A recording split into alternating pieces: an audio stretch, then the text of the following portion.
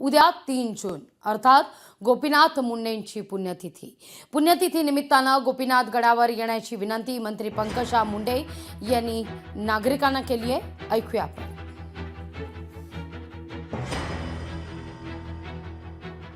दरवर्षीप्रमाणे आपल्या सर्वांचे लाडके लोकनेते, माझा नेता आणि माझा पिता आदरणीय गोपीनाथ मुंडे साहेब यांच्या पुण्यतिथीचा दिवस आलेला आहे. 3 जून हा दिवस उजडूच नये असं आपल्यासारख्या लाखो लोकांना वाटतं. पण त्या दिवशी मुंडे साहेबांच्या विचारांचं स्मरण करून त्यांच्या विचारांवर चालण्याची शपथ घेऊन अनेक लोक गोपीनाथ गडावर येऊन ऊर्जा घेतात.